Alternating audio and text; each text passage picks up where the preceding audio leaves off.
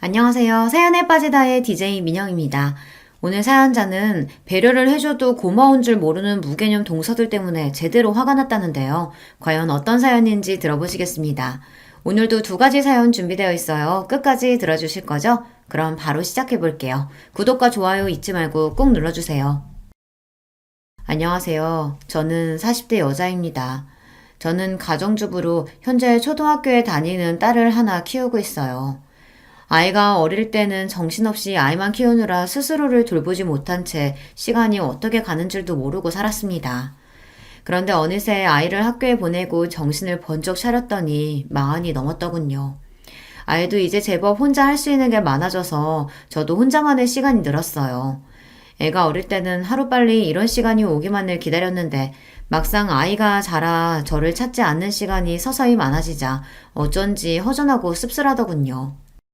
이런 이야기를 친구들에게 했더니 그런 때는 취미생활을 만들던지 일을 해야 한다고 하더라고요. 안 그러면 애한테만 너무 집중하게 돼서 우울증이 올 수도 있다고요. 그 이야기를 들으니 정신이 번쩍 들었습니다. 저희 친정어머니가 생각나서요. 저희 친정어머니는 가정주부셨는데요. 아버지가 회사 일이 워낙 바쁘셔서 집을 많이 비우셨어요. 해외 출장도 많이 다니셨고요. 그러다 보니 육아를 아예 도와주지 못하셨습니다. 그래서 제가 중학교에 갈 때까지 어머니가 저를 혼자 키우다시피 하셨어요. 그러다 보니 어머니와 저는 둘이 함께 있는 시간이 유독 많았습니다. 나중에는 모녀지간이 아니라 거의 친구 관계 같았어요. 그런데 문제는 제게 사춘기가 찾아왔을 때였어요. 사춘기는 엄마보다는 친구가 더 좋잖아요. 친구들과 어울리는 게 좋아서 집에도 늦게 들어가게 되고 주말이면 친구들을 만나러 나갔습니다. 자연스레 엄마와 보내는 시간이 줄어들었죠. 그때 엄마랑 많이 싸웠어요. 엄마는 제가 점점 커져가는 걸 모르고 아직도 어린 줄 알고 항상 본인 옆에 있어야 한다고 생각했습니다. 저는 그게 집착처럼 느껴졌어요. 지금이야 저도 결혼해서 자식을 낳았으니 당시에 외로웠을 엄마 마음이 조금은 이해가 되지만 그때는 전혀 몰랐어요. 엄마가 저에게만 신경 쓰고 집착하는 게 싫었습니다. 그래서 더 삐딱하게 굴었어요. 그때 생각이 나니 혹시나 저도 제 딸아이에게 집착하는 엄마가 되지는 않을까 걱정이 앞섰습니다. 저희 남편도 자영업을 해서 새벽이고 밤이고 없이 바빠요. 그래서 아이를 챙기는 건 온전히 제 몫이었습니다. 저는 아이에게 집착하지 않는 엄마가 되기 위해 제가 먼저 노력해야겠다 마음을 먹었어요. 그래서 앞으로 저의 미래를 위해 준비를 해야겠다 싶었죠. 사실 제가 대학을 못 나왔어요. 고등학교 때 사춘기가 심하게 와서 방황을 좀 하다가 공부를 아예 놔버렸습니다. 당시에도 어머니는 무조건 대학은 가야 하는 거라고 학원도 보내고 과외도 시켜주셨지만 소용없었어요. 제 생각은 온통 노는 데에만 가 있었거든요. 그나마 다행이었던 건 아버지 생각은 달랐다는 거예요. 요즘 개나 소나 다 대학 가는데 대학이 뭐가 중요해? 어차피 공부할 마음 없는 애 이름도 없는 대학 보내봐야 뭐해. 학비만 아깝지. 너 하고 싶은 거 있으면 이야기해라. 아버지가 다 하게 해줄 테니까. 제가 무남동녀 외동딸이다 보니 아버지는 항상 제가 하고 싶다는 거는 뭐든지 다 해주셨어요. 사실 저도 이제와 말이지만 아마 저도 모르는 사이 그런 아버지의 다정함에 기대해 아무 생각 없이 살았는지도 몰라요. 제가 뭘 하든 아버지는 항상 곁에서 든든한 버팀목이 되어주셨으니까요. 저는 결국 대학에 떨어지고 아버지의 소개로 중소기업 비서로 일하게 됐습니다. 크게 하고 싶은 것도 없고 꿈도 없었던 저는 하루하루 주어진 일을 열심히 하며 성실하게 살았어요.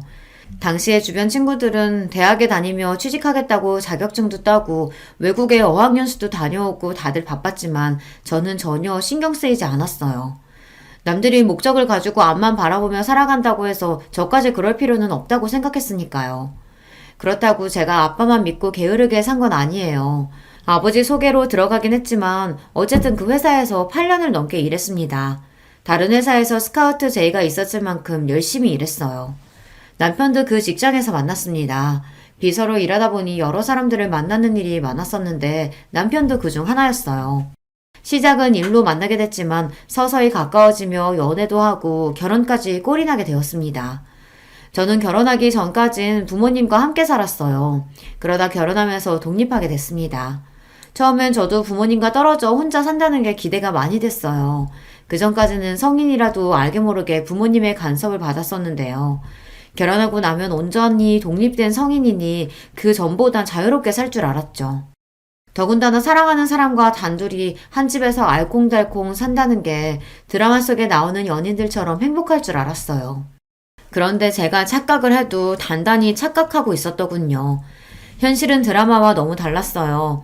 결혼과 동시에 일을 그만두고 남편 내조를 하기 시작한 저는 처음엔 너무 혼란스러웠습니다. 집안일이라는 게 그냥 한다고 해서 처음부터 잘하는 게 아니더라고요. 밥하고 청소하는 일도 분명 배우고 해본 사람들이 잘하는 거였어요. 결혼 전까지 제 빨래도 한번 돌려본 적 없었던 저는 하나하나 스스로 해나가느라 꽤 고생했습니다. 거기다가 결혼 생활이라는 건 남편과 저 둘만의 생활이 아니었어요. 유부녀가 된다는 건 전보다 챙기고 신경 써야 할 일이 더 많아진다는 거였습니다. 결혼한 지 한 달쯤 되었을 때였는데 위에 형님한테 연락이 왔어요. 남편은 삼형제의 둘째라 위로 형이 있고 아래로 동생이 있었거든요. 형님은 저보다 3살 많고 당시에는 대기업에 다니고 있었어요. 항상 바빠 보였던 형님이 무슨 일로 연락을 주셨나 해서 갔더니만 형님네 집에 동서도 같이 있더라고요. 형님이랑 막내 동서는 대학 선후배 사이예요. 형님이 먼저 결혼하고 나서 막내 시동생을 막내 동서에게 소개한 것 같더라고요. 형님이랑 동서는 대학 때부터 친해서 서로 각별했어요. 동서지간이 셋인데 저만 빼고 둘이 친한 사이다 보니 사실 저도 셋이 있는 게 불편하기는 해요. 일부러 그러는 건 아니겠지만 셋이 있을 때 유독 대학 이야기를 많이 하더라고요. 저는 대학도 안 나왔으니 동서랑 형님 사이에 더 끼어들기 힘들었어요. 저는 또 왜 갑자기 부르셨을까 궁금하던 차에 형님은 다짜고짜 웬 달력을 하나 주셨습니다. 왜 있잖아요. 책상에 두는 탁상 달력이요. 저는 이게 뭐냐고 물었습니다. 그러자 형님이 소파에 등을 기대며 다리를 휙 꼬았어요. 그러더니 저를 아래로 내려다보시더라고요. 그러더니 한다는 말이 놀라웠습니다. 뭐긴 뭐야. 시댁 행사 적혀있는 달력이지. 동서는 결혼한 사람이 어쩜 시댁에 무슨 행사가 있는지 물어보지도 않아? 형님의 쌀쌀맞은 말투에 슬쩍 기가 죽은 저는 애써 당황하지 않은 척 표정을 가다듬었습니다. 시댁 행사야 당연히 남편한테 다 물어보고 체크해뒀죠. 아버님, 어머님 생신은 아직 다 멀었던데. 저도 지고 싶지 않았습니다. 그래서 웬만한 시댁 행사는 다 알고 있다고 대답했어요. 그런데 제 말에 동서가 툭 한마디를 하더군요.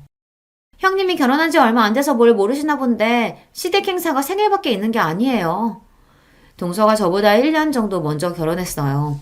그걸 가지고 동서는 만날 때마다 마치 제 선배처럼 구는데 그것도 참 꼴보기 싫었습니다. 저는 애써 웃어 보이며 생일 말고 또 무슨 행사가 있냐고 물었어요.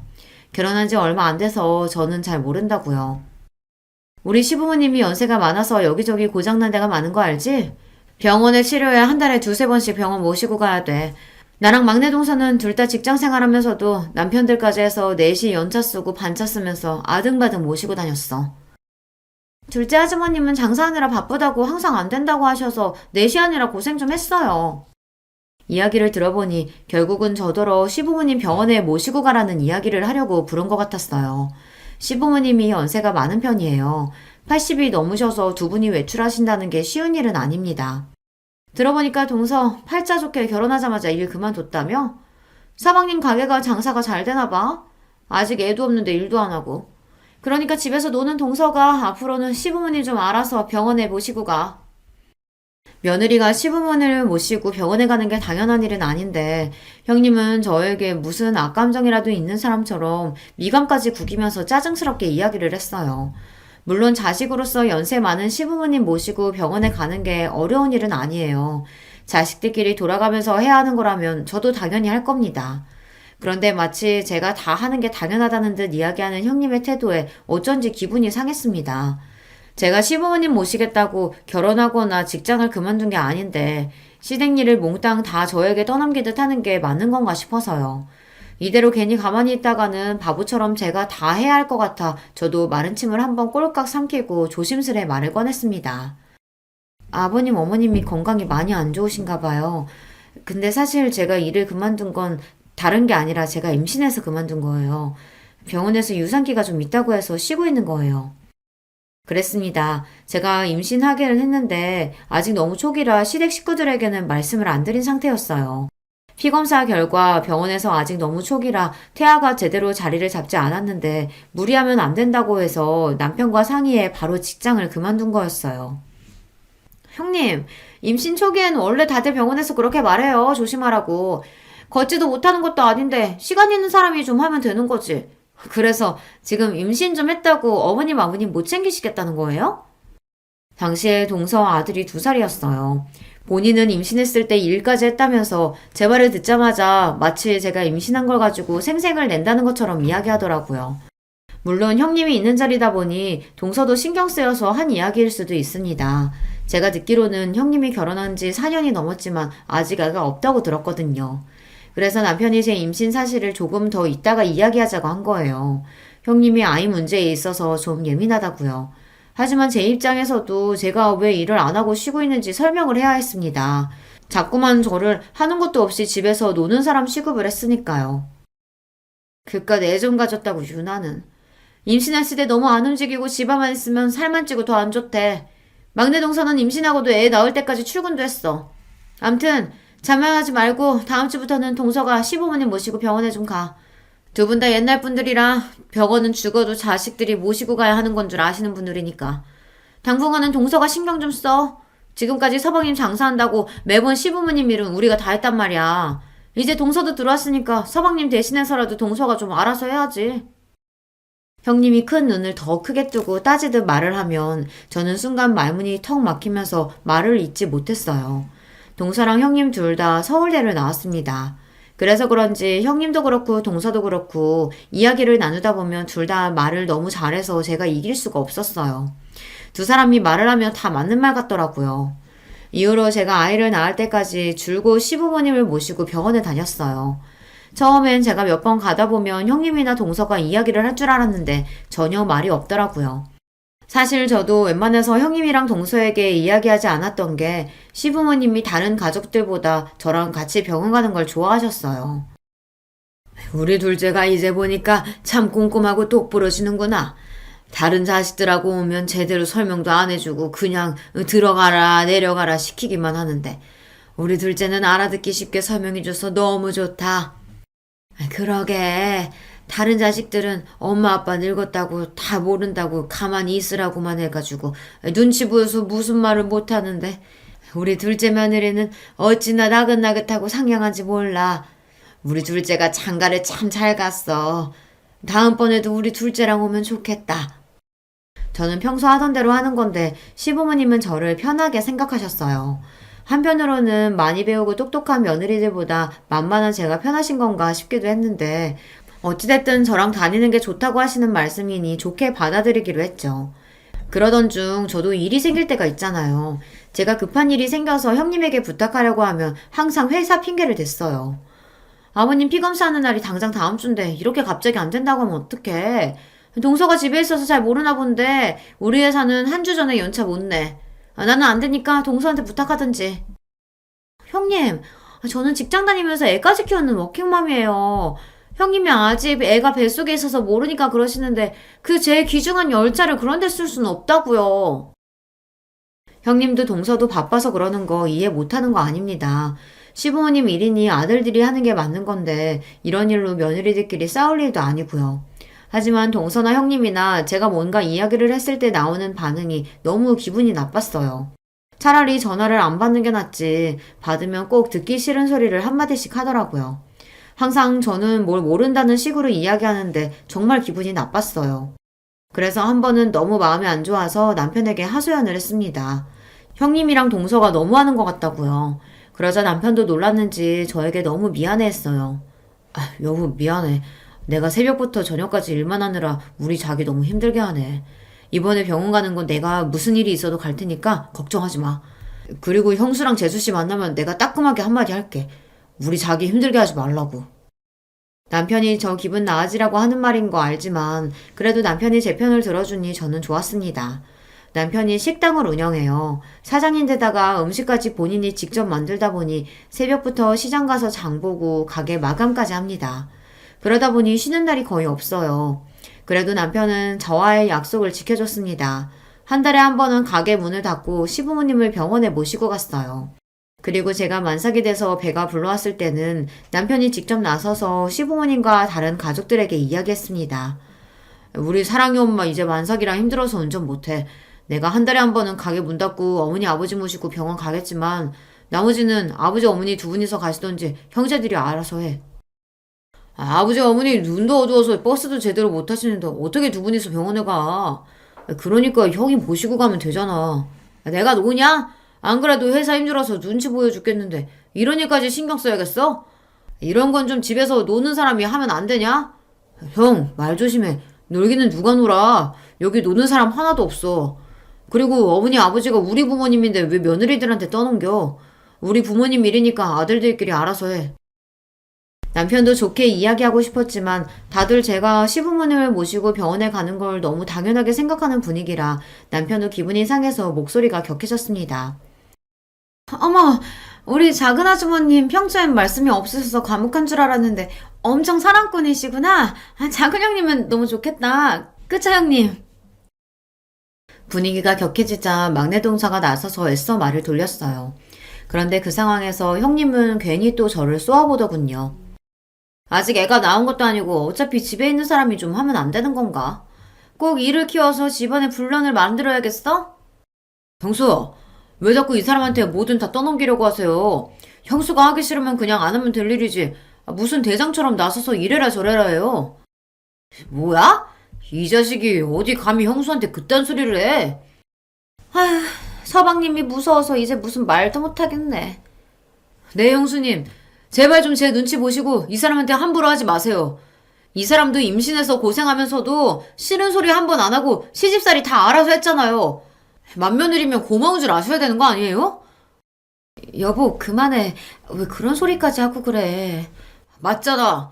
당신 임신 중독증 걸려서 밥도 한 숟갈 못 먹었는데 우리 어머니 아버지 병원 간다고 새벽부터 일어나서 준비하고 병원 갔다 온 날은 아버지 힘들어서 식사 잘 못하신다고 전복죽에 반찬을 매일 해서 가져갔잖아. 여기 형수님이랑 재수씨 결혼한 지 몇 년 됐어도 한 번도 그렇게 한 적 없었어. 그러니까 우리 아버지 어머니가 자기랑만 병원 간다고 하지. 다른 자식들은 불편하니까. 제가 임신한 동안 내내 중독증으로 고생을 좀 했어요. 배는 나오는데 자꾸만 살이 빠질 정도로 잘 먹지도 못하고 서 있기 힘들 정도로 빈혈에 시달렸습니다. 그런 와중에 저는 형님이나 동서에게 싫은 소리 듣는 게 싫어서 시부모님과의 약속을 지켰어요. 임신해서 힘들고 아픈 건 제 문제니까요. 그런 소리를 남편이 가족들 앞에서 하는 게 생색내는 것 같아 민망하긴 했지만 어쨌든 속은 시원했습니다. 현수님, 그거 임신 중독증 정말 힘들다던데 고생 많으셨네요. 앞으로 출산까지는 다른 건 걱정하지 마시고 푹 좀 쉬세요. 형, 미안해. 우리가 매일 바쁘다는 핑계로 너무 형수님한테 떠넘겼지. 앞으로는 나도 신경 쓸게. 그나마 시동생은 사람이 순하고 착해요. 철딱서니 없고 아무 말이나 하는 동서에 비하면 아까웠죠. 그래도 그날 이후 많은 점이 개선됐습니다. 남편이 한바탕 한 덕분에 그 다음부터는 자식들끼리 상의해서 돌아가며 시부모님을 모시고 병원에 갔어요. 저도 한 달에 한 번 정도만 모시고 가면 됐습니다. 가끔 형님이나 동서가 바쁜데 회사에 눈치 보이게 반차 이야기해야 한다고 투덜투덜 할 때에는 저도 괜히 신경 쓰이고 눈치가 보였지만 애써 모른 척 했어요. 남편이 그래도 된다고 해줬거든요. 시부모님 챙기는 건 의무가 아니라 자식으로서 각자의 도리야. 다들 바빠도 할 수 있는 만큼 노력하면 되는 거라고. 안 되면 할 수 없는 거고. 당신도 우리 사랑해 보느라 꼼짝도 못하는데도 자식으로서 도리하려고 노력하잖아. 자식이면 다 똑같이 하는 거니까 절대 눈치 볼 필요 없어. 우리 힘들다고 그 사람들이 도와주는 거 아니니까. 우리는 우리대로 살아야지. 남편은 언제나 제 편을 들어줬어요. 남편은 제 마음이 어떤지가 가장 우선인 좋은 사람입니다. 그런 사람과 살다 보니 저도 언제나 마음이 편안했어요. 아이 키우는 게 힘들고 지쳐도 언제나 내 편이 되어주는 사람이 곁에 있으니 힘이 되더라고요. 동서나 형님이 만날 때마다 기분 나쁜 소리를 툭툭 한 번씩 할 때에도 별로 신경 쓰이지 않았습니다. 저에게는 남편이 있으니까요. 무슨 일이 있을 때마다 시댁에서 동서와 형님과 마주하는 게 종종 힘들 때도 있었지만 아이가 태어나고 나서는 저도 아이 키우느라 정신이 없어 대충 그러려니 했습니다. 남들은 시부모님 등살에 시집살이도 한다는데 저는 그 대신에 동서들 때문에 좀 피곤하다 정도로 여기고 참기로 했어요. 그런데 아무리 대충 넘어가려고 해도 한 번씩 참기 힘든 순간이 있었습니다. 한 번은 이런 적이 있었어요. 명절이라 식구들이 모두 시댁에 모였어요. 그때 형님이 결혼하고 7년 만에 임신해서 형님 어깨가 한껏 올라갔을 때예요. 입덧이 심하다고 아무것도 못하고 누워만 있을 때였죠. 제가 임신했을 때는 유난이라고 그렇게 무안을 주더니만 본인은 저보다 더 하더라고요. 냉장고를 열기만 해도 냄새 난다고 주방에 나오지도 않았어요. 거기다가 입덧을 한다는 사람이 먹고 싶은 건 얼마나 많은지, 시댁에 와서도 갑자기 물회가 먹고 싶다는 둥, 골뱅이 무침이 먹고 싶다는 둥 계속 주문을 해서 아주버님이 장을 받아주면 저와 시어머니가 연신 음식을 해다 줬어요. 우리 큰형님 맨날 자식 필요 없다고 부부끼리 잘 살 거라고 하시더니만 애 생겼다고 저렇게 유난하게 구실 줄은 몰랐어요. 그래도 늦게라도 생겼으니 얼마나 다행이야. 난 골뱅이가 아니라 산삼을 캐다 달라고 해도 캐다 줄 거다. 그 전까지는 다들 형님 눈치를 보느라 이야기를 안 했었는데 막상 형님에게 아기가 생기고 나자 시부모님도 다들 좋으신지 여기저기 아프던 것도 하나도 안 아프다고 하실 정도였죠. 내가 죽기 전에 우리 큰아들 자식 보는 거 보고 죽으면 여한이 없겠다 했는데 내가 이제 정말 죽어도 여한이 없다. 아버님은 죽기는 왜 죽어요. 우리 큰손주 대학 가고 결혼하는 것까지 다 보셔야죠. 어머, 근데 동서 이거 간 본 거 맞아? 난 새콤달콤한 게 묻힌 게 좋은데. 네, 형님. 식초 좀 더 넣을게요. 아주 상전도 이런 상전이 없었습니다. 80이 넘으신 시부모님도 제게 간이 짜다, 싱겁다 이야기를 안 하시는데 형님은 손 하나 까딱 안 하면서도 저를 하인 부리듯이 이거 해달라 저거 해달라 했어요. 평소에 형님이 저에게 한 짓이 있었기 때문에 저도 형님 하는 짓이 곱게 보이지는 않았지만 어쩌겠어요. 마흔이 다 된 나이에 애를 가졌으니 본인도 얼마나 귀하고 좋을까 싶어 마음이 넓은 제가 이해하기로 했죠. 그러던 중 작은 사고가 있었습니다. 막내 동서가 형님 준다고 출산 선물을 가져왔더라고요. 아기 내복이랑 인형이었어요. 그런데 하필이면 그걸 제 딸아이가 박스를 다 뜯어버린 거예요. 당시에 딸이 돌이 좀 안 됐을 때라 눈에 보이는 건 다 물고 빨고 할 때였는데 제가 주방에서 음식을 하는 사이 쇼핑백을 가지고 놀다가 안에 있던 물건을 입에 물고 포장지가 다 뜯어졌더라고요.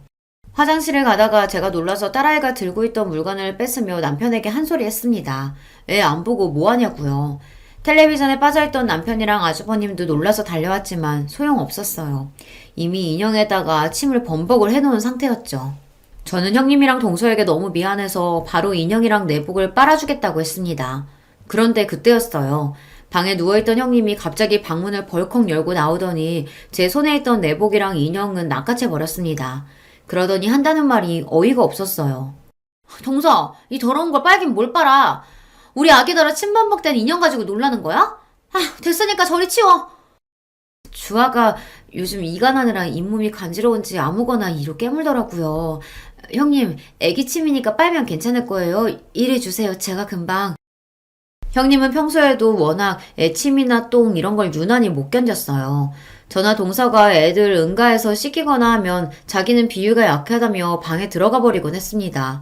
그래도 이제는 본인도 아기가 생겼으니 좀 나아졌을 줄 알았어요. 그런데 여전히 아기가 침 좀 묻힌 거 가지고 호들갑을 떨더라고요. 됐다니까? 나 이렇게 더러운 건 내 새끼한테 못 주니까 그냥 갖다 버려. 아까우면 그냥 주아 쓰게 두든지. 애침 가지고 더럽네 뭐네 하는데도 저는 평소 형님 성격을 잘 알다 보니 좋게 넘어가려고 했습니다. 그래서 어떻게든 깨끗하게 빨아주려고 했어요. 그런데도 형님은 끝까지 필요 없다고 소리를 지르며 제게 인형을 던졌습니다. 형수, 지금 뭐 하시는 거예요? 애가 그럴 수도 있지 뭘 그렇게 예민하게 굴어요. 아유, 그래, 큰애야. 애가 놀다 보면 그럴 수도 있는 거지. 가족끼리 뭘 그런 걸로 따지고 그러냐. 다들 왜 저한테만 그러세요? 제 뱃속에 아기 어떻게 가지는지 몰라서 그러세요? 제가 얼마나 힘들게 가지는데 전 절대 남이 쓰던 거, 침 묻은 거 이런 거 절대 내 새끼한테 안 줄 거예요. 형님이 아이를 시험관으로 어렵게 가셨어요. 병원에서 처음엔 쌍둥이라고 했는데 얼마 전에 쌍둥이 중 한 아이가 계류 유산이 되어 한 아이만 남았습니다. 그러다 보니 모든 게 다 걱정되고 예민할 거예요. 형님의 그런 마음을 저도 같은 엄마로서 충분히 이해는 하지만 어린 제 아이가 한 행동을 가지고 저렇게까지 발작하면서 화를 내니 저도 답답하더군요. 형님도 참, 그렇게 싫으시면 제가 하나 더 사드릴게요. 작은 형님, 이건 그냥 주워주세요. 큰 형님 건 제가 하나 더 사죠, 뭐. 평소 형님 일이라면 형님 편만 드는 동서도 이 상황이 민망했는지 저를 보며 눈빛을 다 보내더라고요. 그냥 본인이 알아서 하겠다고요. 참 쉽지 않습니다. 나이 들어서 내 새끼 키우고 가정을 챙기는 것만으로도 지치고 힘든데 형님 눈치까지 보고 살려고 하니 나날이 힘들었어요. 임신했을 때부터 우리 형님은 참 유난한 엄마가 되겠구나 생각은 했었는데 역시나 보통 엄마는 아니더군요. 무슨 일이 있어도 그 잘난 대기업은 절대 안 그만둘 것처럼 하더니만 육아휴직이 끝나자마자 회사를 그만뒀어요. 거기다가 더 대박은 그만두려면 혼자나 그만둘 것이지 자꾸만 동서까지 꼬셨다는 겁니다. 내가 애 낳아보니까 말이야, 애는 무조건 엄마가 옆에서 키워야 돼. 남의 손에 키우면 그게 다 나중에 티가 나더라니까. 동서, 우리가 누구야? 서울대까지 나오고 남들 다 들어가고 싶은 대기업 10년 넘게 다녔잖아. 내 새끼 위한 더 나은 미래 위해선 우리 같은 인재가 가만히 있어서는 안 돼. 동서도 이 기회에 회사 그만두고 나랑 같이 사업하는 거 어때? 누가 보면 한 애 5은 키워본 사람처럼 형님은 육아 박사가 됐습니다. 어디서 정보를 그렇게 얻어오는 건지 어린이집은 이런 곳을 보내야 한다더라. 영어랑 수학은 빠르면 빠를수록 좋다더라. 이러면서 저나 동서에게 매일 훈계를 했어요. 저야 형님이 그러는 게 하루 이틀 된 일이 아니니 항상 한 귀로 듣고 한 귀로 흘렸습니다. 하지만 형님 말이라면 똥이 된장이라도 믿는 동서는 항상 팔랑거렸거든요. 형님이 저번에 말한 유기농 생리대 사업이요? 그거 알팀은 너무 좋긴 한데 우리가 당장 돈이 어딨어요. 투자자는 찾으셨어요? 아휴, 동서는 걱정도 많아. 내가 누구야? 투자자는 금방 찾을 거니까 동서도 슬슬 퇴사해. 애들 학교 다닐 땐 무조건 엄마가 옆에 있어야지. 매일 학원으로만 돌리면서 애 공부시키는 거, 그거 학원만 좋은 일 시키는 거다? 저는 형님이 하는 말이 다 너무 웃겼습니다. 그전에는 동서가 애들 문제로 힘들다고 하면 왜 그렇게 애한테 목을 매냐. 애는 애고 엄마는 엄마다 하면서 동서한테 회사 일이나 똑바로 하라고 하더니만 본인이 애 낳고 키워보더니 180도 달라져서 이제는 동서한테 회사를 그만두랍니다. 애 키우려면 돈도 많이 들어가고 시간도 필요하니 회사를 그만두고 본인이랑 사업을 하자고요. 형님도 참 애는 각자 집안 사정에 맞게 키우면 되는 거지 뭘 그렇게까지 이야기하세요. 전에는 동서한테 절대 애 때문에 일 그만두지 말라고 버티라고 하시더니 저도 듣다 형님이 하는 말이 웃겨서 한마디 했습니다. 사람이 이랬다가 저랬다가 하는 꼴이 웃겨서요. 동서가 뭘 한다고 끼어들어? 동서는 고등학교 간신히 졸업하고 남의 밑에서 커피만 타다 시집왔으니 직장에 미련 없겠지. 그렇지만 우리 같은 사람들은 회사 하나 그만두는 것도 엄청 큰 결심하고 그만두는 거야. 그리고 누가 봐도 우리같이 서울대 나온 사람들이 애들 교육에 대해서 훨씬 더 많이 알지 않겠어? 모르면 가만히 좀 있어. 또 그 소리였습니다. 본인들은 서울대를 나왔고 저는 고졸이니 뭘 모른다고요. 이제 하도 많이 들어서 별로 기분이 상하지도 않았습니다. 하지만 그건 그거고 제가 살아온 과거까지 마음대로 떠드는 건 저도 참기 힘들었습니다. 네, 형님이랑 동서 서울대 나온 대단한 사람들인 거 잘 알죠. 근데요, 저 같은 고졸도 결혼하고 아이 생겼다고 10년 가까이 다녔던 직장 그만두는 거 쉬운 일 아니에요. 저도 어렵게 결정했어요. 어머머, 뭐래? 동서, 누가 보면 내가 동서 고졸이라고 무시한 줄 알겠어. 안 그래, 막내 동서? 그러게요. 작은 형님 본인이 대학 안 나와놓고 우리가 학교 얘기하고 그러는 게 거슬렸나 봐요. 작은 형님 죄송해요. 앞으로는 조심할게요. 형님도 동서도 참 얄밉습니다. 자기들이 대놓고 저를 고졸이라고 무시해놓고는 제가 듣기 싫다는 식으로 이야기하면 항상 그런 적 없다는 식으로 잡아댔어요. 저도 이제 결혼한 지 벌써 10년이 다 됐습니다. 그동안 동서랑 형님이랑 말도 못할 정도로 별의별 일이 다 있었죠. 저한테 왜 그러냐고 하소연도 해보고 대놓고 기분 나쁘다고 해보기도 하고 남편에게 이야기도 했습니다. 그런데 다 소용없었어요. 제가 뭘 하든 형님도 동서도 저를 다르게 대할 생각이 전혀 없으니까요. 오히려 제가 싫은 티를 내면서 형님이고 동서를 건드리는 게 더 분란을 만들었어요. 괜히 저 때문에 어른들 앞에서 남편이랑 아주버님 시동생이 다투기도 했으니까요. 그 이후로는 저도 형님이고 동서를 그냥 다 무시하기로 했습니다. 그 사람들이 잘나든 잘나지 않든 그냥 저랑은 많이 다른 사고방식을 가진 사람들이라고 생각하기로 했어요. 저에게 기분 나쁜 소리를 해도 웃어넘기고는 했죠. 그런데 저 혼자서만 노력한다고 해서 되는 게 아니더군요. 어느 날이었습니다. 주말 아침부터 형님에게 연락이 와 받았는데 오늘 형님네 조카 생일잔치라고 저더러 집에 와서 좀 도와달라고 하더라고요. 동서, 오늘 서방님 집에 계시지? 서방님한테 주화 좀 맡기고 우리 집에 오늘 와줄 수 있을까? 우리 유리 생일이라 집으로 친구들 초대했는데 도와주겠다고 했던 친구가 갑자기 일이 생겨서 못 온다고 그러네. 조카 생일이라 집에서 생일 파티를 하는데 음식이랑 파티 준비를 도와주기로 했던 친구가 갑자기 일이 생겨서 못 오게 됐답니다. 그래서 저에게 도와달라는 거였어요. 그런데 저도 아이랑 약속이 있어서 아무래도 안 될 것 같아 형님 부탁을 거절했습니다. 상황은 알겠는데 어쩌죠? 저도 오늘은 주아랑 볼일 치러 가겠다고 약속해서 오늘은 좀 힘들 것 같은데. 동서는 시간 안 된대요? 평일에 학원 다니느라 고생하는 딸아이가 이번 주말만큼은 가족들이랑 볼링 치러 가고 싶다고 해서 이미 약속을 한 상태였는데 제가 빠지기가 미안했습니다. 막내 동서도 당연히 불렀지. 근데 나나 막내 동서나 둘 다 공부만 할 줄 알지 음식 솜씨는 영 없잖아. 음식은 동서가 잘하니까 와서 좀 도와줘. 아니 볼링장이야 내일 가도 되잖아. 마음이 급하기는 한지 형님이 웬일로 저에게 좀 도와달라고 애원을 하더군요. 저는 고민 끝에 남편과 딸에게 볼링장은 내일 가자고 잘 이야기하고 형님네로 갔습니다. 역시나 형님이었어요. 고작 10살짜리 생일 파티를 거하게도 준비하셨더군요. 이벤트 업체에서 파티용품이랑 마술사까지 불렀다더라고요. 아무튼 우리 형님 유난하다니까. 이럴 거면 음식도 업체 부르면 되지. 왜 굳이 집에서 직접 하겠다고 한 거예요? 웬만한 건 배달 시켰지. 근데 우리 유리가 떡볶이랑 김밥은 작은 엄마가 한 게 제일 맛있다잖아. 꼭 친구들한테 자랑하고 싶다고 작은 엄마 불러달라고 난리치는데 어쩔 수가 없었어. 어쩐지 이상하다 싶기는 했습니다. 항상 비싸고 좋은 것만 좋아하는 형님이 웬일로 저에게 김밥이랑 떡볶이를 만들어 달라고 하나 했더니만 조카가 제가 만든 게 제일 맛있다고 했나 보더라고요. 조카가 제가 만들어준 음식이 맛있다고 하니 괜히 더 기분이 좋아져 더 열심히 만들어줬어요. 생일 파티 준비가 거의 마무리되어 가자 조카 친구들이 우르르 도착했습니다. 제가 할 일은 끝난 것 같아 조카에게 생일 축하한다고 인사를 하고 나올 생각이었어요. 그런데 그때 작은 소란이 좀 있었습니다. 조카에게 인사하려고 조카가 친구들이랑 놀고 있던 방에 들어갔더니 애들끼리 이상한 소리를 하고 있더라고요. 뭐? 너네 엄마 대학 안 나왔다고? 헐, 어떻게 그럴 수가 있어? 우리 엄마가 그러는데 대학 안 나오면 인생 망하는 거라던데? 에이, 무슨 소리야. 대학 좀 안 나온다고 인생이 왜 망해? 우리 엄마가 그러는데 인생은 공부만 잘한다고 잘 사는 게 아니라 했어. 그리고 우리 엄마 대학 안 나왔어도 지금 회사 다니면서 잘 살아.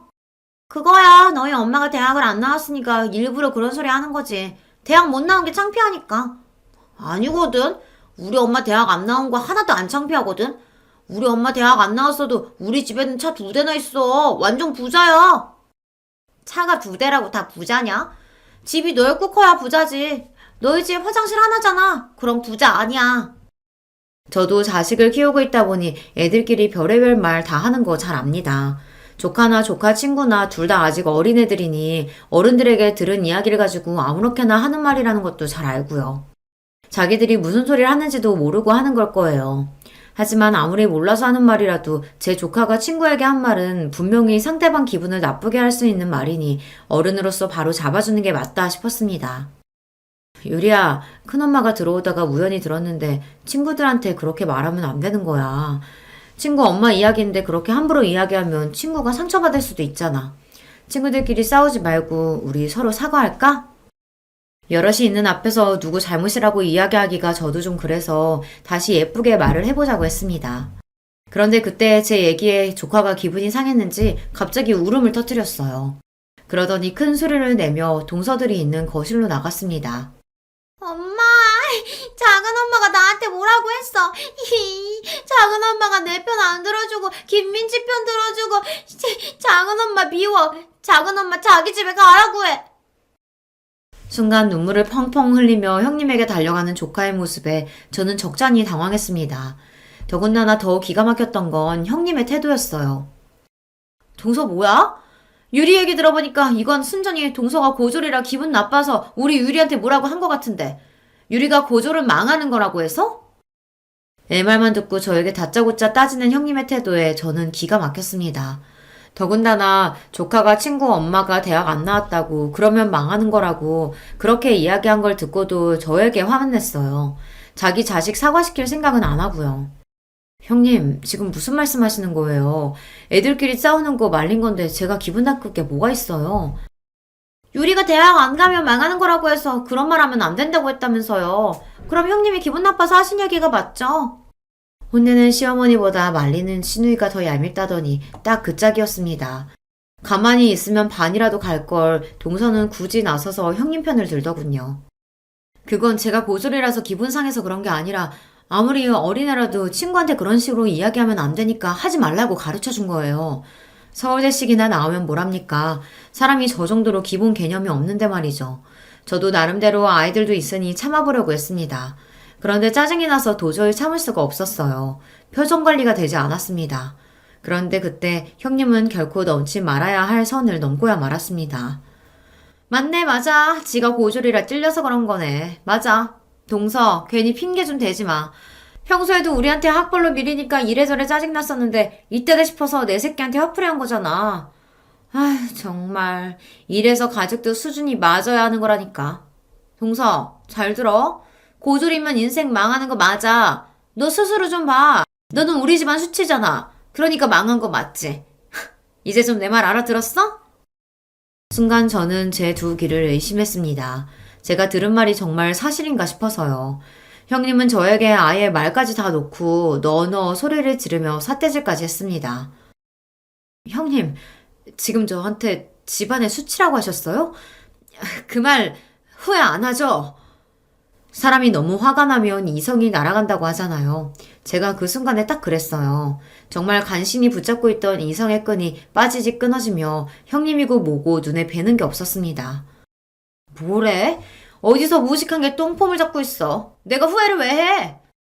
좋아요. 이거 보시고도 정말 후회 안 하시나 보죠. 이거 받으세요. 저희 친정아버지 명함이에요. 저는 곧바로 가방에서 아버지 명함을 꺼내 형님에게 건넸습니다.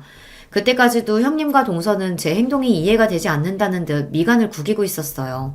아버지 명함은 왜 주고 난리냐라는 눈빛을 노려보면서요. 그런데 그때 명함을 먼저 확인한 동서가 눈이 둥그레져선 토끼눈으로 저를 바라봤습니다. 어머, 형님, 이거 뭐예요? 동아벤처 대표 이동우면 그때 우리한테 연락했던 투자자잖아요. 이 사람이 정말 형님 친정아버지라고요? 말도 안 돼. 동서 똑바로 본 거 맞아? 어머머, 이게 뭐야? 정말 그 투자자잖아. 맞아요. 얼마 전에 형님이랑 동서가 하기로 한 사업에 투자하겠다고 연락한 투자사 대표가 우리 친정아버지예요. 그랬습니다. 동서나 형님에게 구체적으로 말한 적은 없지만 친정아버지께서 사업을 크게 하세요. 예전부터 많은 기업에 투자하셨는데 최근에는 스타트업 사업이나 젊고 유능한 사업가들에게 투자하시더라고요. 최근에도 좋은 아이템을 찾고 계시길래 제가 형님이랑 동서가 하는 유기농 생리대 사업을 추천했습니다. 그래서 아버지 회사에서 동서랑 형님네 회사로 연락했던 거예요. 이런 사실을 동서나 형님이 알면 부담 가지실 것 같아 얘기를 안 한 건데 도저히 말 안 하고는 안 되겠더라고요. 내가 누군지도 모르고 저더러 집안에 수출하는 둥 어떻다는 둥 말을 함부로 짓거리니 본때를 보여줘야겠다 싶었습니다. 그 순간 믿기지 않는 일이 벌어졌어요. 형님이 애들에게 밥부터 먹으라고 거실로 다 내보내더니 방문을 닫더라고요. 그러더니 동서의 허리를 쿡 찔렀습니다. 그러고는 둘이 슬쩍 눈빛을 주고받더니만 동시에 바닥에 무릎을 꿇고 앉았어요. 동서, 미안해. 내가 정신이 나갔었나 봐. 아무리 화가 나도 사람이 할 말 못할 말이 있는 건데 내가 실수했어. 맞아요, 형님. 우리가 잘못했어요. 제가 원래 뭘 좀 모르고 아무 말이나 막 하는 거 아시잖아요. 착한 형님이 너그럽게 이해해주세요. 사람이 이렇게까지 간사할 수가 있는 건가요? 조금 전까지만 해도 저더러 집안에 수출하는 둥 하더니만 친정아버지 이야기를 꺼내자마자 순식간에 돌변했어요. 그 모습을 보는데 너무 황당해서 말도 안 나오더군요. 형님, 동서, 지금 너무 웃긴 거 알아요? 어쩜 사람이 그렇게 180도 달라질 수 있는 거예요? 5분 전에 나랑 지금의 나는 분명 똑같은 사람인데 형님이랑 동서는 저를 완전히 다르게 대하네요. 아버지 이야기를 꺼내면 형님이랑 동서가 당황할 거라고 생각은 했었지만 아무리 그래도 무릎까지 꿇을 줄은 몰랐어요. 그러게. 동서는 그런 중요한 얘기를 왜 지금까지 안 했어? 진작 우리한테 친정 이야기했으면 나도 동서한테 이런 실수 안 했지. 설마 지금 친정아버지가 큰 투자회사 운영하시는 분이라는 거 형님이랑 동서가 진작 알았다면 나를 대하는 게 달라졌다는 이야기를 대놓고 하시는 거예요? 아, 형님도 동서도 서울대까지 나온 사람들이 어쩜 그렇게 생각이 편협해요? 지금까지 그런 사고방식으로 애들 키운 거예요. 어쩐지. 그러니까 유리가 친구한테 그런 소리나 하지. 형님이고 동서고 둘 다 입만 열었다 하면 헛소리를 하는데 도저히 못 들어주겠더군요. 저도 너무 화가 나서 말이 저절로 튀어나왔어요. 그때였어요. 평소 같으면 제가 싫은 소리 한마디만 해도 둘 다 저를 못 잡아먹어 안달이더니 제가 화를 내며 소리를 질렀는데도 저랑 눈도 못 마주치더군요. 심지어 동서는 제게 다가와서 팔짱을 끼고 친한 척까지 했어요. 형님, 마음 상한 것 좀 푸세요. 우리가 어떤 사이예요? 우린 가족이잖아요. 형님 친정아버지께 저희 이야기 안 하실 거죠? 그냥 그대로 투자하라고 이야기해 주실 거죠? 그럼. 우리 동서가 얼마나 너그러운 사람인데 이런 일 가지고 이미 투자하기로 한 일을 번복할 리 없지. 세상에 여우도 이런 구미호들이 없습니다.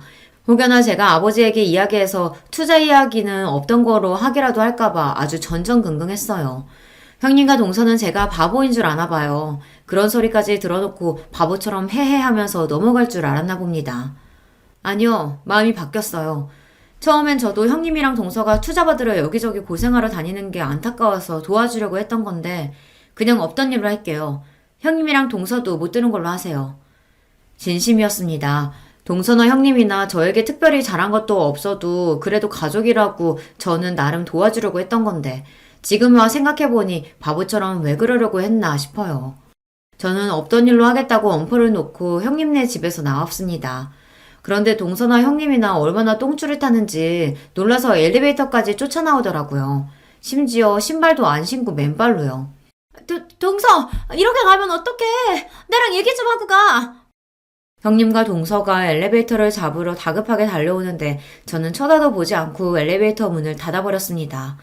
저야 이제 형님이고 동서고 볼 일 없으니까요. 그날 이후 저희 세 사람의 관계는 많은 게 달라졌습니다. 동서와 형님은 그날부터 매일같이 저에게 전화를 걸고 찾아왔어요.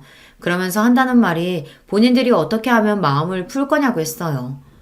동서, 이거 강남 신세계에서 제일 잘 나가는 디저트래. 동서 디저트 좋아하지?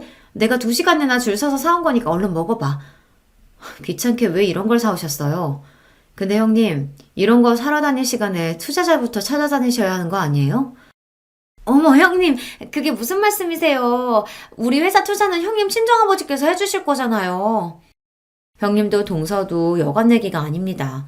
웬만해선 포기할 조짐이 안 보였어요. 심지어 최근엔 매일같이 저희 딸 학교 앞까지 찾아와서 애한테 선물까지 사주고 학원 하원까지 해서 집에 데려다주고 가요. 진심 귀찮아 죽겠습니다. 올 때마다 어울리지도 않은 애교를 부려가며 자기들이 지금까지 너무 미안했었다고 용서해 달라네요. 형님, 오늘은 제가 왔어요. 매일 만나니까 너무 좋죠? 아버님께 저희 상품 이야기는 하셨어요? 동서, 자꾸 귀찮게 왜 이래? 나 아버지한테 투자 이야기 할 생각 없다니까. 형님, 제발요. 저희 올해까지 투자 못 받으면 사업 접어야 돼요. 제발 좀 도와주세요. 동서랑 형님은 번갈아 찾아와 세상 귀찮게 하며 징징거립니다. 아주 귀찮을 정도로요. 여러분이라면 어떻게 하시겠어요? 자기들이 서울대 좀 나왔다고 고졸인 저를 무시하며 집안에 수치네 어쩌네 이런 소리까지 한 사람들을 용서하고 친정에 얘기해서 투자까지 받게 해주는 게 맞는다고 생각하세요? 동서랑 형님이 거의 매일같이 찾아와 제 앞에서 친한 척을 한 지도 벌써 반년이 다 되어가요. 매일 무릎만 안 꿇었다 뿐이지 그때 일은 미안하다고 매일 싹싹 빕니다. 저도 처음엔 절대 용서해주지 않을 생각이었지만 반년 동안 쫓아다니며 잘못했다고 사과하니 저도 살짝 마음이 움직여요. 저 어떻게 하면 좋을까요? 여러분의 의견 댓글로 남겨주시면 하나하나 꼼꼼하게 읽고 참고하도록 하겠습니다. 흥분해서 정신없이 떠내려간 제 이야기 끝까지 들어주셔서 감사해요. 여러분의 가정에는 언제나 화목한 일만 가득하시길 바라겠습니다. 안녕하세요. 저는 일산에 사는 30대 여성입니다. 결혼해서 현재 5살짜리 여자아이가 하나 있어요. 남편은 직장을 다니다가 그만두고 지금은 작은 사업을 하고 있습니다. 원래는 직장을 다녔는데 잘 다니던 직장 그만두고 사업을 시작했어요. 오늘 제가 이 이야기를 시작하게 된 이유가 되는 게 바로 남편의 사업 관련 문제입니다. 뭐 정확히는 그것 때문이라기보다 그걸로 인해 발생한 문제들이긴 하지만요. 어쨌든 사업을 안 했으면 일어나지도 않았을 일들이니까 사업 때문이 맞긴 하죠. 남편이랑은 연애 결혼을 했어요. 우연히 지인과 함께한 술자리에 남편이 오게 됐고 자연스럽게 친해졌습니다. 그리고 얼마 뒤에 고백받았고요. 2년 연애하고 결혼했어요. 저는 평범한 집안에서 평범하게 컸거든요. 공부를 딱히 잘하거나 하는 특출난 재능이 있는 건 아니라서 학교도 그냥 평범한 학교로 나왔습니다. 요즘 같은 시대에는 평범한 학벌 가지고 좋은 회사에 취직하기 힘들잖아요. 그래서 작은 중소기업에서 일을 했어요. 남편은 그래도 대기업까지는 아니어도 나름 이름을 대면 알만한 회사를 다니긴 했습니다. 당연히 월급도 저보다 훨씬 많았고요. 그래서 그런지 시어머니는 처음부터 저를 탐탁지 않게 생각했어요. 제가 남편에 비해 많이 모자란다고 말이죠. 제 친구들은 남편 정도 되는 스펙이 뭐가 그렇게 대단한 스펙이냐며 그런 시어머니를 도통 이해할 수 없어 했지만 뭐 자기 아들이 잘났다고 생각하는 건 모든 부모의 마음이니 그러려니 했습니다. 딱히 엄청난 반대를 한 건 아니었지만 시어머니가 저를 탐탁지 않아 한다는 사실을 알고 있었기 때문에 저도 잘하려고 나름 열심히 노력했어요.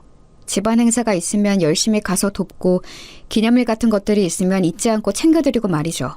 뭐 그럴 때마다 옆집 할매는 이거보다 훨씬 비싼 가방을 받았던데 하면서 마음에 안 드는 티를 냈지만 그렇다고 자기 아들이 엄청 대단히 많이 버는 건 아닌 걸 알고 있었기 때문에 더 이상 말을 하지는 않았습니다. 벌이가 넉넉한 편은 아니었지만 그래도 저금도 하고 나름 괜찮았어요. 하지만 그마저도 제가 임신을 하면서 빠듯해지기 시작했습니다. 아시겠지만 아직 대기업도 임신한 여자 직원에 대한 처우가 좋지 못한데 중소기업은 어떻겠어요. 임신을 하면 자연스럽게 그만둬야 하는 분위기가 만들어져요. 그걸 버텨내며 독하다, 눈치가 없다 같은 소리를 들으며 회사 생활이 엄청나게 고달퍼지기 시작합니다. 그래서 저도 어쩔 수 없이 사직서를 냈어요. 다들 그렇게 하니까요. 그 이후로 좀 빠듯해지기 시작했어요. 물론 누구에게 빚을 지거나 할 정도는 아니었지만 그전이랑은 확실히 다르긴 하더라고요. 그래도 아껴가며 살면 못 살 것도 아니었습니다. 물론 적어진 용돈과 기념일 선물 같은 것들에 시어머니가 노골적으로 불만을 표하긴 했지만 말이에요. 이래서 며느리도 직업 같은 거 다 보고 드려야 하는 거야. 저 들으라고 하는 말이었어요. 자기 딸도 제대로 된 직장을 가지고 있지 않은 상태에서 며느리에게 저러는 게 정말 웃기긴 했지만 대한민국 거의 모든 시어머니들이 그렇잖아요. 여기까진 그래도 괜찮았습니다. 문제는 그 뒤였어요. 아이가 2돌이 지났을 무렵 남편이 그러더군요. 나 사업하려고. 갑자기? 전에 같이 일하던 사람이 지금 회사 그만두고 사업을 시작했는데 진짜 잘 되고 있거든. 보니까 괜찮은 것 같아서 초기 비용도 많이 들지도 않고. 그럼 회사는? 당연히 그만둬야지. 장난해? 미래가 보장된 일도 아닌데 남이 하는 거 보고 잘 된다고 덜컥 회사를 그만두고 사업을 한다는 게 무슨 말이야 대체. 나 진짜 잘할 수 있어. 안 돼? 불확실한 일은 미래를 걸 수는 없잖아요. 그리고 어느 누가 잘 다니던 회사를 그만두고 사업을 시작한다는 남편을 반가워하겠어요.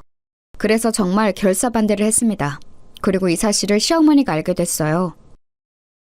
남편이 하는 일을 집에서 집안일 하는 여자가 이래라 저래라 입을 대고 나서는 게 말이 되냐? 어? 그냥 남편이 한다고 하면 하게 두는 거지. 한 가정이 가장이잖아요. 만약에 안 되면 어떡하려고. 너는 네 남편을 그렇게 못 믿어서 결혼은 어떻게 했니? 그리고 내 아들이 안 될 리가 있니? 어디서 어른 말에 말대꾸야. 정말 그야말로 난리를 치시더군요. 시어머니의 난리와 남편의 계속되는 설득에 어쩔 수 없이 허락을 했습니다. 소기 자본이 얼마 들지 않는다고 해도 사업은 사업인지라 그동안 모아둔 적금을 다 깨고 집을 담보로 대출도 받았어요. 내가 진짜 성공해서 당신 호강시켜줄게. 꼭! 그 말에 정말 철없게 느껴졌습니다. 하지만 제 걱정과 달리 남편의 사업은 잘 풀리는 듯 보였어요. 집에 들고 오는 돈도 그전의 월급의 거의 2배가 넘었습니다. 남편의 사업이 잘 풀리는 것 같자 시어머니의 구박은 날로 더 심해졌어요. 거 봐라. 여자가 남자 하는 일에 입대면 안 된다고 했지? 본인 능력이 없으면 내조라도 잘해야지. 남자 하는 일에 입이나 대고. 우리 애가 다른 건 다 복이 있는데 부인복이 없어 부인복이. 허구한 날 제주제에 너무 과분한 남편을 얻었다며 구박하기 시작했어요. 생색도 엄청 내기 시작했습니다. 제가 들고 입고 하는 모든 것들에 관심을 가지며 그게 비싼지 아닌지 감시하고 뭐가 하나 좋아 보이면 네가 어디 가서 그런 걸 사겠니? 우리 애 아니면. 이라는 말을 달고 살았어요. 그전까진 한 귀로 듣고 한 귀로 흘리던 저도 심해지니 점점 스트레스를 받았습니다. 그래서 저도 일을 시작했어요. 원래 예전에 취미로 봉제 인형을 만들어서 팔았던 적이 있었는데 그게 꽤 반응이 좋았던 게 기억이 나서 집에서 시간이 날 때마다 인형을 만들어 팔았습니다. 뭐 대단히 돈이 되진 않았지만 그래도 제 생활비는 벌 수 있는 정도는 됐어요. 그걸로도 시도 때도 없이 싫은 소리를 해댔지만 말입니다. 그거 벌어봐야 몇 푼 된다고 집에서 애나 보고 살림이나 잘하지. 하여튼 너는 마음에 드는 게 하나도 없니 어쩜? 그래도 그냥 들은 척 안 했어요. 눈치만 먹기는 싫었거든요. 진짜 정말 이중적인 모습은 신우이가 결혼할 때 나타났습니다. 신우이는 제대로 된 직장 없이 아르바이트를 하면서 생활 중이었거든요. 취직 준비를 안 한 건 아니었는데 번번이 떨어졌어요. 그런데 어디서 소개팅으로 대기업을 다니는 남자를 만나 결혼을 하게 된 겁니다. 그때 시어머니가 했던 말이 정말 가관이었어요. 인물이 그저 그렇더만 우리 애같이 이쁜 애를 데려가는 걸 복이라 여겨야지. 그렇게 며느리도 직업 형편 다 봐야 한다고 연부를 외우시던 분이 그런 말을 하시더라고요. 그러면서도 혹시나 사위한테는 잘못 보이면 안 된다 생각했는지 앞에서는 그런 말을 한 적도 없는 척 매번 가식적으로 웃어댔습니다. 상견례를 하고 결혼을 준비하는 과정에서 저희 집에 안 좋은 일이 일어났어요. 내내 걱정했던 일이 일어나고야 만 것입니다. 남편의 사업이 망했거든요. 진짜 미안해. 내가 당신한테 면목이 없어. 그런데 한 번만 다시 해보면 안 될까? 장난해? 지금 집에 돈이 어딨어? 초기 자금은 뭐 어디서 가져올 건데? 담보대출 받을 집이 있어. 모아놓은 적금이 있어. 이런 일이 한 번 있으면 정신을 차려야지. 정신을 차리긴커녕 한 번 더 해보겠다는 말을 해? 나 짐 싸서 집 나가는 걸 보고 싶으면 그렇게 해! 정말 철이 없어도 어쩜 저렇게 없는지 한 번 더 해보겠다니요. 그렇게 말하는 남편의 입을 이혼을 무기로 틀어막았습니다. 그리고 취직 자리를 빨리 알아보라고 했어요. 여기저기 부탁해놨어. 그런데 요즘 경기가 좋지 않아서 어떻게 될지는 모르겠다네. 당신한테 진짜 많이 미안해. 그래도 남편이라고 기가 팍 죽어서 그렇게 말하는 모습을 보니까 불쌍하긴 하더라고요. 빚을 지긴 했지만 엄청나게 많이 진 수준은 아니었고 남편이 취직을 하고 제가 인형을 열심히 팔면 길바닥에 나앉을 정도는 아니라서 정말 마음이 힘들긴 했지만 용서하기로 했습니다. 용서 안 하면 이혼인데 그럴 생각은 없었거든요. 그리고 제가 만든 인형이 SNS에서 귀엽다고 소문이 좀 났는지 꽤 팔렸거든요. 그래서 웬만한 직장인 월급보단 벌이가 좋아진 것도 남편을 좀 더 쉽게 용서할 수 있는 일이었습니다. 물론 밤낮으로 인형을 만드느라 안 쑤신 곳이 없었지만 말입니다. 그래도 당분간은 허리를 졸라매야 했어요. 빚이 있으니까 말입니다. 제가 번 돈 중에서 정말 딱 생활비만 제외하고는 다 빚을 갚는 데 썼어요. 그러는 와중에 신우이의 결혼식이 열렸습니다. 마음 같아서는 물론 축의금을 더하고 싶었지만 정말 그럴 여유가 없었어요. 다들 100만 원 정도는 한다는데 정말 여유가 없어서 50만 원을 했습니다. 저는 이해해줄 거로 생각했어요. 왜냐면 남편 사업이 망했다는 건 말하지 않았지만 남편이 사업이 요즘 잘 안 풀려서 너무 힘들다는 이야기를 어머니께 드렸다고 했거든요. 그렇지 않으면 자꾸 뭘 바라시니까 그 정도는 말하라고 제가 시켰었습니다. 그래서 그날 이후 용돈 달라 뭐 사달라 이런 말이 없으시길래 남편이 잘 이야기를 했고 시어머니도 잘 이해하고 있는 줄 알았어요. 하지만 제가 축의금을 50만 원을 한 걸로 그야말로 사단이 났습니다. 결혼식이 끝나고 저를 부르더군요. 그리고는 다짜고짜 면전에 봉투 하나를 던졌습니다. 정말 예고 없이 얼굴에 뭔가를 던진 거라 그 충격에 멍하게 이게 무슨 일인가 생각하고 있을 때 정말이지 쌍욕부터 날아왔어요. 내가 사돈되게 부끄러워서 고개를 못 들겠다. 신우이 결혼식에 축의금 50만 원이 뭐야? 어디서 이런 거지 같은 년이 들어와서 내가 고개도 못 들게 만들어? 어? 네가 지금 제정신이야? 나 쪽팔리라고 일부러 이랬지? 어? 제가 무슨 말을 해야 할지 몰라서 어버버거리고 있자 제 머리를 한 대 툭 치더라고요. 사업이 어려워도 집에 돈이 없어도 신우이 결혼식에 축의를 50만 원 하는 건 내가 어디서 듣도 보도 못했다. 어? 네 대가리에 뭐가 들었니? 생각이란 건 하고 사니? 어? 정말 눈물이 주르륵 흘렀습니다. 뭐라 저항할 사이도 없이 말이에요. 저희 어려운 거 아시잖아요. 돈 100도 없니? 어? 그 정도도 없어? 너는 어디 빌릴 곳도 없어? 내가 어쩌자고 이런 거지 같은 년을 며느리로 들여서 이쪽을 당해야 돼, 어? 한참을 그렇게 욕을 듣고 있는데 뒤늦게 온 남편이 그 앞에서 저를 막아서며 제 편을 들기 시작했습니다. 엄마, 우리 힘들다고 했잖아. 그럼 저거 보고 나가서 식당 일이라도 하라고 해. 집에 가만히 처박혀서 살림이라 하는 년이 뭐가 힘들다고 결혼식 내내 죽상을 하고 앉아서는. 사업이 힘든 것도 네가 힘들지 제가 힘드니? 어? 제가 밤새 주문 들어온 인형을 만들다 결혼식을 가서 안색이 좀 안 좋긴 했었거든요. 엄마 그만해요. 이 사람도 내가 돈 한 푼 안 가져다 주는데 살림하기 힘들어. 그 소리에 어휴 하면서 한숨을 쉬고는 방문을 쾅 닫고 안방으로 들어가더군요. 나중에 생각하니까 그때 너무 놀라고 감정이 북받쳐서 아무 말도 하지 못한 게 정말 후회스럽더라고요. 자기야 진짜 미안해. 사과하는 남편의 꼬라지도 보기 싫었습니다. 사실 취직 자리를 적극적으로 알아보는 것 같지도 않았어요. 맨날 전에 같이 사업하던 사람들과 만나서 푸념이나 하고 집에서도 방 안에 틀어박혀서 게임이나 하고. 당신이 알아서 정리해. 나 이런 소리까지 들어가면서 당신이랑 살 이유 없어. 그렇게 말하고는 시댁을 나왔습니다. 그리고는 한참 뒤 남편이 돌아와서 자기가 어머니께 잘 말했다고 이제 그런 말은 안 하실 거라며 정말 싹싹 빌더군요. 내일부터는 진짜 취직 자리도 열심히 알아보고 내가 진짜 잘할게. 자기야 너무너무 미안해. 차마 망했다는 말을 하지 못했다며 저에게 한 번만 봐달라고 싹싹 비는 남편을 보며 정말 등신같이 한 번 더 참아주기로 했습니다. 제가 생각해도 제가 미련하고 등신 같았지만 이제 겨우 4살이 된 아이를 보면서 참았어요. 아버지 없는 아이로 만들고 싶지는 않았거든요. 그렇게 또 얼마간의 시간이 흘렀습니다. 말을 잘 했는지 시어머니는 더 이상 그 일을 말하지 않았어요. 아니 정확하게는 저를 부르지 않았습니다. 저도 시어머니가 부르지 않으며 딱히 찾아가지 않았기 때문에 서로 얼굴을 안 보고 지냈다는 말이 더 맞는 말이겠죠. 그러다 보지 않을 수 없는 날이 왔어요. 바로 시어머님의 생신이었습니다. 물론 무리가 되긴 했지만 현금 100만 원을 준비해서 갔어요. 괜히 안 들어도 될 말 듣기도 싫었고 이 정도면 괜찮겠지 싶었습니다. 그런데 아니었더군요. 옆집 팔매는 이번 생일에 명품 가방을 받았다는데. 지난번처럼 크게 뭐라고 한 건 아니었지만 궁시렁궁시렁 거리더군요. 그 정도야 뭐 참을 수 있다 생각했습니다. 지난번엔 거지 같은 년이라는 소리도 들었는데 말이죠. 얼굴에 봉투도 맞고. 집안일이라도 해라. 경제적으로 남편이나 집안에 도움이 안 되면 그런 거라도 열심히 해야 하지 않겠니? 그날 모든 생일상을 차리고 치우는 일을 제가 혼자 해야 했습니다. 원래는 도와주는 척이라도 하던 시누이조차도 그냥 앉아서 받아먹기만 하더군요. 하루에 10시간 이상을 인형만 붙잡고 있어서 손목이 시려웠지만 진짜 꾹 참았습니다. 하지만 손목이 너무 아팠어요. 쨍그랑 들고 가던 그릇을 놓쳐서 깨먹는 일이 생겼습니다. 제가요. 기다렸다는 듯 폭력에 가까운 잔소리들이 시작되더군요. 너는 진짜 제대로 할 줄 아는 게 도대체 뭐니? 생일날 그릇을 깨? 재수없게? 엄마 그만하세요. 마음에 안 든다 하니까 마음에 안 드는 짓만 골라서 하잖아. 엄마 이 서방 앞에서 창피하게 그만해. 그제야 자기 사위 눈치를 보며 그만두더라고요. 그러면서도 틈만 나면 저를 흘겨봤습니다. 그리고 그 이후로 정말 엄청난 시집살이가 시작됐어요.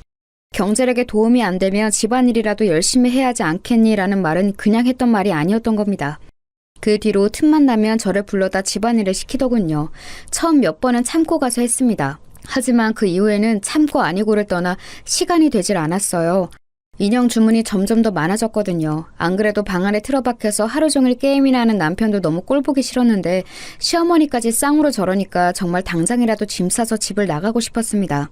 하지만 거의 초인적인 힘으로 그런 마음을 참아가고 있었어요. 그러던 중에 이혼만은 하지 않겠다던 제 아내 결심을 단번에 뒤지는 사건이 또 일어나고야 맙니다. 시어머니가 일을 하라고 불렀고 저는 가지 않았어요. 그랬더니 전화가 오더라고요. 당장 집으로 오지 않고 뭐하니? 와서 일 좀 도우라고 내가 말했잖니. 요즘에 애비가 돈을 못 벌어와서 제가 아르바이트 같은 걸 하고 있거든요. 그래서 도저히 갈 수가 없어요. 잠시 정적이 흘렀습니다. 지금 돈 번다고 시어머니한테 유세 부리는 거야? 일을 못 뺀다는 말씀을 드리는 거예요. 그런 알바에서 몇 푼이나 번다고 유세는 유세야. 당장 못 와? 내가 집으로 찾아가리? 어? 더 이상 참을 수가 없겠더라고요.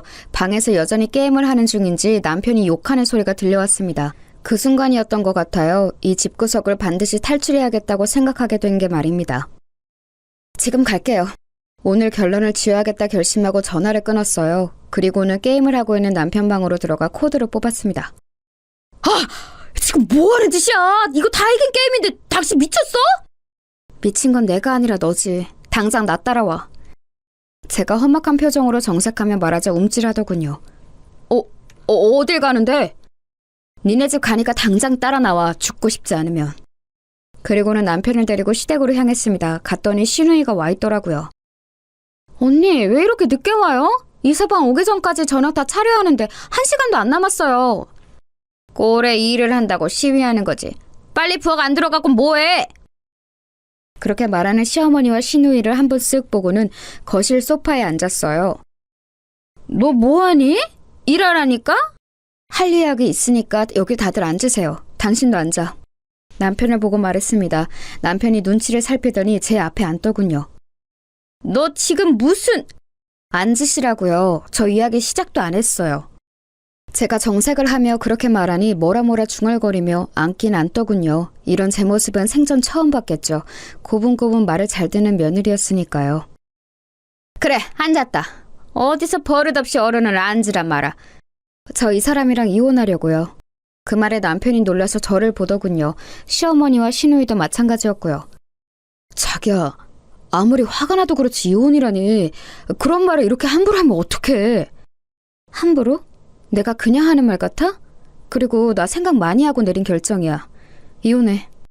이 년이 지금 어른 앞에서 지 일 좀 시켰다고 남편한테 이혼한다 만다 소리를 하면서 협박하는 거야? 어? 뭐 이런 게 다 있어? 언니, 문제가 있으면 둘이서 해결하지. 여기서 이러는 거 좀 아닌 것 같네요. 왜 아니에요? 제가 이혼하려는 이혼 사유에는 오빠 문제도 있지만 어머니 문제도 큰데? 뭐? 이게 한참 못난 며느리 아들이 좋다고 하니 반대 없이 허락해준 걸로 감지덕지해야지. 내가 네 속을 모를 줄 알아? 사업 좀 안 풀린다고 바로 이혼 이야기를 꺼내? 좀 안 풀리는 거 아니라 망했어요. 그 말에 시어머니가 멈칫하더군요. 뭐? 망했다고요. 이 사람 거의 1년째 백수생활 하면서 집에서 놀고 먹어요. 매일 방에 틀어박혀서 10시간씩 게임이나 하면서. 오빠, 그게 정말이야? 오빠 망했어? 그 질문에 남편이 고개를 숙이더라고요. 예전 같으면 안쓰러운 마음이 들었을 법도 한데 전혀 그런 마음이 들지 않았습니다. 사업이 하다가 좀 망하고 그럴 수도 있는 거지. 사업 망했다고 남편을 버리는 부인이 어딨어? 어? 사업 망했다고 버리는 거 아니고요. 망한 건 1년 전인데 여태 제가 인형 만들어다 팔면서 생활비로 쓰고 대출 받은 거 갚고 그래왔거든요. 당장이라도 다시 취직할 것 같이 굴더니 1년째 취직은커녕 노력도 안 하고 하루 종일 집에 처박혀서 게임이나 하고 술이나 처마시러 다니고 그것도 이제는 못 봐주겠고요.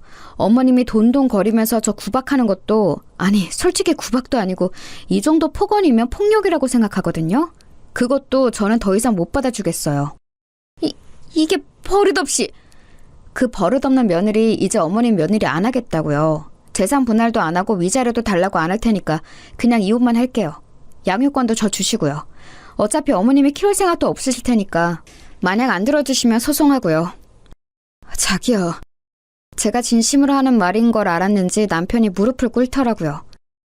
무릎도 한두 번이야 내가 속지. 이제 당신 말 안 믿어. 그냥 혼자 그렇게 좋아하는 게임 실컷 하고 술도 마시고 싶은 만큼 마셔.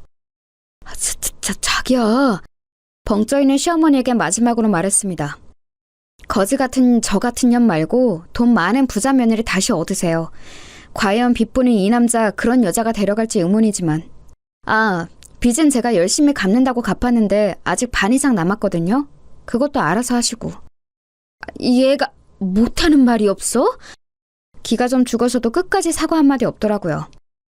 만약에 여기서 한마디만 더 하시면 제가 갚은 빚도 재산분할 청구 소송해서 달라고 할 테니까 다들 입 다무세요. 그리고는 벙쪄있는 세 사람을 두고 나왔습니다. 집으로 오자마자 짐을 싸서 친정으로 갔어요. 그 사이에 온 남편이 바짓가랑이를 붙잡았지만 이미 있는 정 없는 정 다 떨어져서 다시 생각할 마음이 들지도 않았습니다. 집으로 와서 그간 있었던 일을 말했어요. 저희 부모님 두 분 다 이혼하라고 노발대발 하시더라고요. 남편은 바로 전화와 문자를 엄청 보내댔습니다. 하지만 정말 있는 정 없는 정이 다 떨어져서 정말 꼴보기도 싫었어요. 그리고 시어머니는 한동안 연락이 없더군요. 그리고 며칠 뒤 전화가 왔습니다.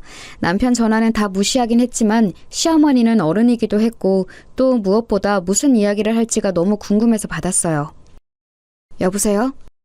아무리 그래도 그러고 나가면 어떡하니? 목소리가 그전에 비해 훨씬 누그러져 있더군요. 아니 본인의 화를 참고 있는지도 모를 일이었지만 일단은 그랬습니다. 욱해서 나온 거 아니고 저도 계속 고민하고 있던 일이었어요. 내가 잘못했으니까 일단 집에는 들어오거라. 어머님이 사과하신다고 한 번에 이해하고 들어갈 거였으면 나오지도 않았어요. 어른이 이렇게 먼저 연락해서 사과하는데 한 번은 들은 척이라도 해야지 않겠니? 어머님 진심으로 사과하시는 것도 아니잖아요. 제가 어머님을 한 해 두 해 본 것도 아니고 저는 들어갈 생각 없고 애비랑 살 생각도 없으니까 그 부분은 포기하세요.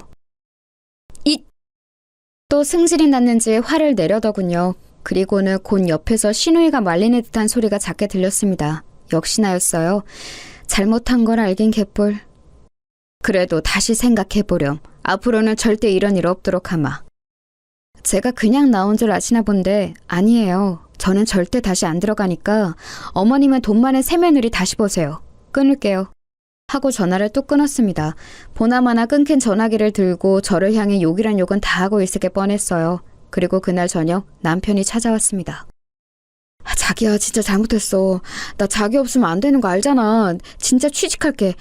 안 그래도 나 오늘 전에 같이 일하던 사람들한테 다 연락했어. 자리 있으면 꼭 연락 달라고. 그리고 어머니도 다시는 자기 안 건든다고 했어. 그 말이 믿기지도 않을 뿐더러 나는 이미 당신과 당신 가족에게 있는 정 없는 정 다 떨어져서 꼴도 보기 싫어. 얼굴 보고 있다는 것 자체가 고통이라고. 내 마음은 변할 일 없으니까 당신도 그만하고 이제 돌아가. 진짜 잘할게. 믿어줘. 내가 한두 번 속니? 그리고 이제 진짜 정말 잘한데도 내가 싫다고. 내 말 못 알아들어? 자기야. 진짜 소송에서 없는 재산도 뜯어내기 전에 그만 가라. 어? 그렇게까지 했는데도 남편은 계속 징징거리더군요. 정말 꼴도 보기 싫어서 경찰에 신고라도 해야 하나 하던 차에 아빠가 나왔어요. 험악한 인상을 하시고서 말이죠. 자네 안 돌아가나? 장인어른 그게 아니고. 내 딸이 그만큼 고생했으면 됐지. 이미 그만큼 한 것만으로도 피가 거꾸로 솟는구만. 다시 그 집안으로 들어가라고? 그 꼴은 내가 절대 못 보니까 돌아가! 진짜 죄송해요. 근데 저는 마누라 없으면 못 살아요. 그럼 죽어! 안 가면 당장 경찰 부를 테니까 그런 줄 알아! 그리고는 저를 데리고 집 안으로 들어오셨어요. 절대 넘어가면 안 된다. 절대 안 넘어가요. 남편은 문 앞에서 한동안 서성이는 것 같더니 집으로 다시 돌아갔더라고요. 정말 끝까지 찌질하게 나오는구나 했습니다. 시어머니가 저한테 그렇게 했어도 저 인간만 정신 똑바로 차리고 살았으면 저도 이렇게까지 하진 않았던 거예요. 하지만 저 인간도 제가 이혼을 결심하게 된 이유 중 큰 부분이었습니다. 남편이 돌아가고 다시 시어머니와 시누이에게 번갈아가며 전화가 왔어요. 분명 가서 빌었는데도 소용없었다는 말을 전달받은 후겠죠.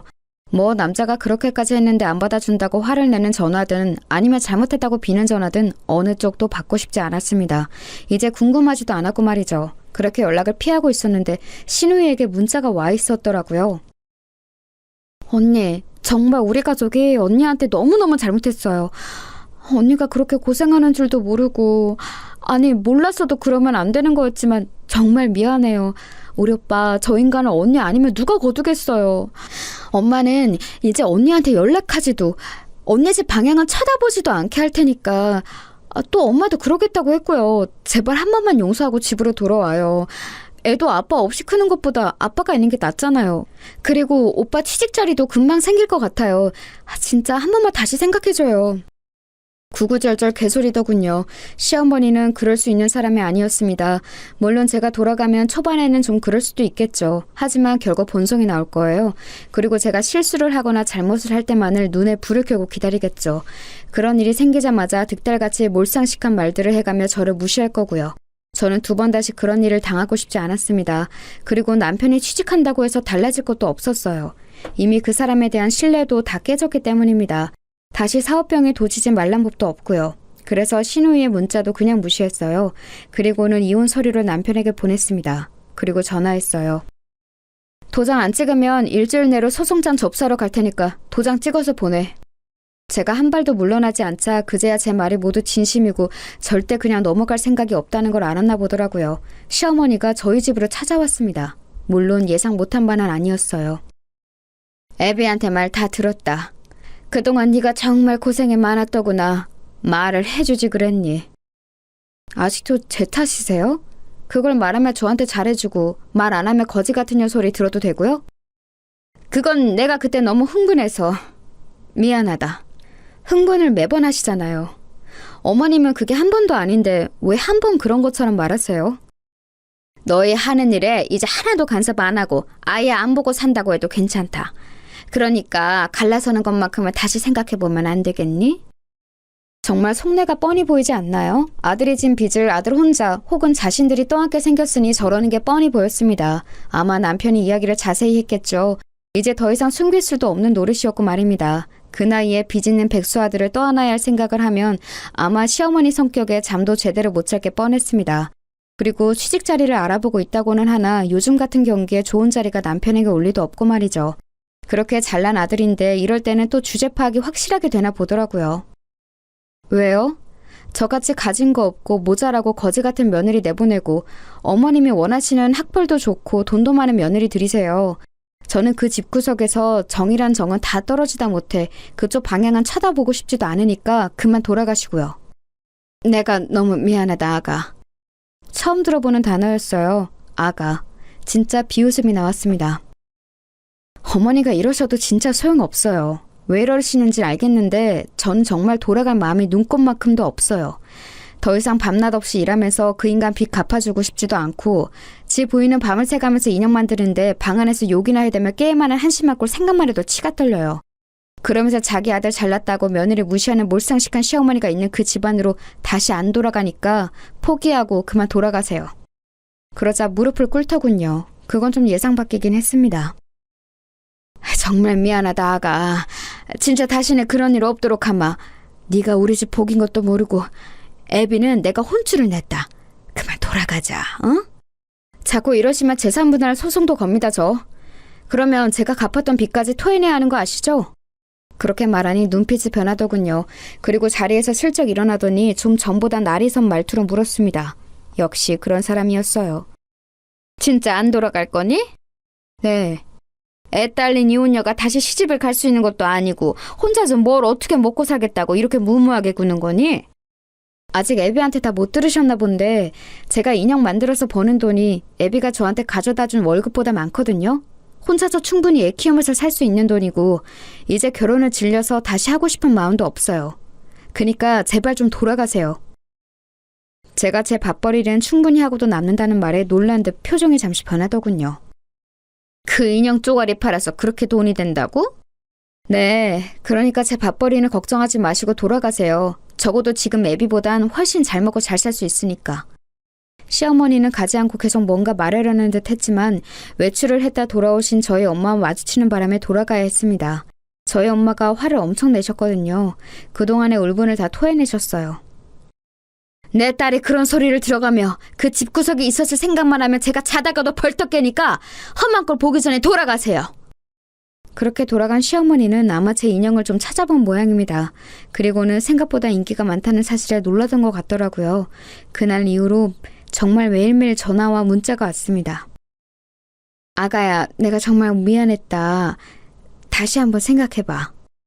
너 아니면 저런 모자란 애비 누가 걷어주겠니? 내가 정말 잘하마.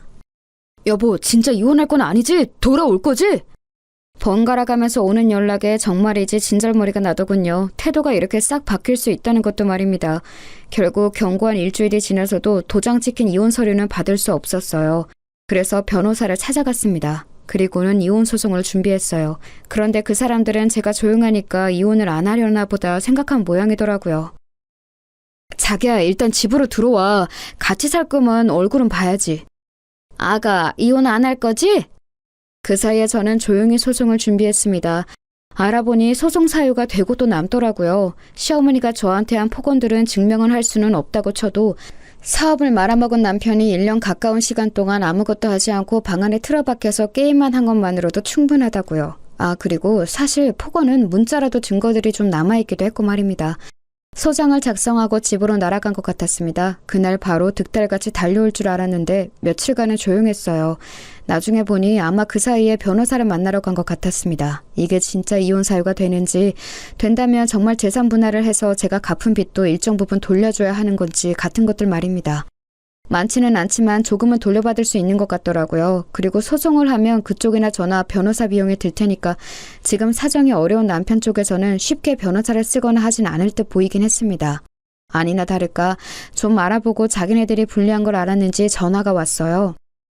진짜 이혼하려는 거야? 그럼 내가 여태 장난하는 줄 알았어? 꼭 진짜 해야겠어? 애 생각은 안 해? 헐씨구, 애 생각한 양반이 1년 가까이 방 안에서 안 나오고 게임이나 처하셨어요? 이제 와서 애 생각? 지나가던 개가 웃겠다, 어? 당신 이렇게 잔인한 사람이었어? 당신이 지금 나 이렇게 버리면 나는 다시 못 일어날 수도 있는데!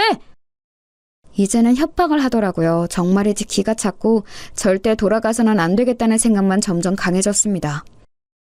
당신은 그전에도 못 일어섰잖아. 너 어제도 게임했지? 내가 모를 줄 알았냐?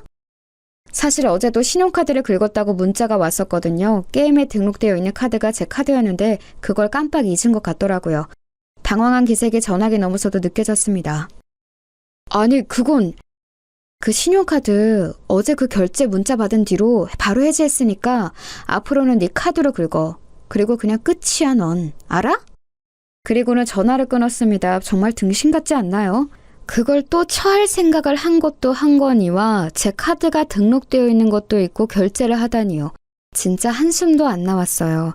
그리고 며칠 뒤 변호사에게 전화가 왔습니다. 남편 쪽에서 합의 이혼을 바란다고요. 그래서 그 자리에 나갔어요. 저도 웬만하면 소송까지 가고 싶은 생각은 없었거든요. 네가 이렇게 독한 애인 줄 몰랐다. 제가 독한 게 아니라 저를 이렇게 만든 게 어머님이랑 어머님 아들이죠. 어떻게 어른이 이렇게까지 하는데 한 번도 다시 생각해줄 생각은 안 하니? 그건 그동안 어머님이 저한테 잘 해주셨을 때 이야기죠. 제가 어머님을 모르는 것도 아닌데 그런 어머님의 말이 저한테 먹힐 거라고 생각하세요? 2년이 참아주니까! 결국 본색이 나오더라고요. 그 모습을 가만 보던 변호사님이 한마디 거들었습니다. 합의하러 오신 거 아니에요? 이러면 저희도 소송 갑니다. 그 말에 이를 악물더니 자리에 앉더라고요. 사실 저희 의뢰인은 소송을 하는 게 나아요. 한 푼이라도 더 받으니까요. 그런데 빨리 인연을 끊고 싶어하는 마음이 크니까 합의 요청을 받아들인 거고요. 근데 자꾸 이렇게 비협조적으로 나오시면 안 되죠. 저희가 봐드리는 건데. 네... 알겠으니까 빨리 진행하시게. 변호사 사무실을 아무리 다녀봐야 나오는 결론은 같았을 겁니다. 저한테 위자료나 재산 분할의 권리가 있다는 것만 확인받았겠죠. 재산 분할과 위자료를 받지 않는 대신 양육권은 제가 가져오는 것으로 합의를 했습니다. 그 와중에 양육비에 대한 이야기도 하길래 단호하게 이야기했어요. 양육비 안 줘도 돼요. 대신 아이에 대한 모든 권리는 저한테 주는 걸로 동의하고 제 허락 없이는 만나지도 못하는 걸로 하면 오케이 할게요. 그 말에 남편은 좀 고민을 하는 것 같았지만 시어머니는 옆에서 그냥 사인하라고 재촉을 하더군요. 지금 남편의 형편에 양육비를 줄 수도 없는 것도 없는 거였지만 아이 처음 낳았을 때부터 딸이라고 구박했던 게 생각나는 건 어쩔 수 없었습니다. 아이를 딱히 예뻐한 적도 없고요. 저런 할머니는 아이를 위해서라도 없는 게 나아요. 그래도 가끔 보기는 해줄 거지? 아예 못 보게는 안 할 테니까 사인이나 해. 남편이 망설이더니 결국 자기 엄마 등살에 못 이겨 사인하더라고요. 저런 인간을 남편이라고 믿고 결혼하고 살아낸 지난 모든 날이 정말 후회가 되는 순간이었습니다. 그리고 동시에 홀가분하기도 했어요. 그렇게 합의 이혼을 했습니다. 그 집안과는 완전히 끝났어요. 모든 게 끝나고 나오는 길에 시어머니가 저에게 했던 말이 아직도 생각이 나네요.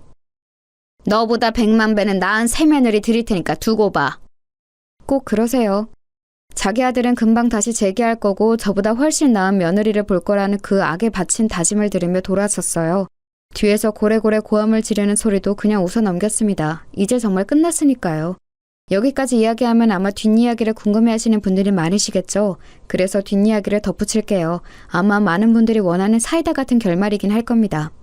남편은 예상대로 제대로 된 취직 자리를 알아보지 못했어요. 여기저기 작은 회사들을 조금 다니다 잘리거나 그만뒀다고 하더군요. 사업을 했던 시기를 아직도 잊지 못하고 회사 생활에 적응을 못하는 것 같았습니다. 결국 집을 팔았다고 들었어요. 저희가 살던 그 집을 팔아 빚을 다 정리하고 지금은 시댁에 들어가서 살고 있다고 하더군요. 밤새 게임만 하는 아들을 보며 제 속 터지는 심정을 그대로 겪고 있을 시어머니를 생각하니 정말 고소했습니다. 그리고 제 인형은 입소문이 점점 더 더해져서 이제는 함께 동업해서 사업을 하자는 사람이 생길 만큼 사이즈가 커졌어요. 사업에 대한 편견 때문에 아직 본격적으로 시작하지는 않았지만 말입니다. 이미 혼자서는 감당이 안 되는지라 조만간 뭐든 해야 할 것 같긴 합니다. 벌이도 괜찮고 아이도 잘 크고 있어요. 그리고 시어머니와 남편은 제가 어떻게 사는지 뭘 하는지 틈틈이 알아보고 관심을 가지고 있는 것 같더라고요. 아마 재결합을 하고 싶어 하는 거겠죠. 시어머니는 골칫덩이 아들 다시 치워야 하니까 그런 거겠고요. 한 번은 시누이가 찾아와서 재결합 생각 없냐고 슬쩍 떠보길래 만나는 사람이 있다는 거짓말을 했습니다. 그날 저녁에 바로 남편에게 전화가 왔었어요. 당신 진짜 만나는 사람 있어? 그게 너랑 무슨 상관이야? 내가 만나는 사람이 있건 말건?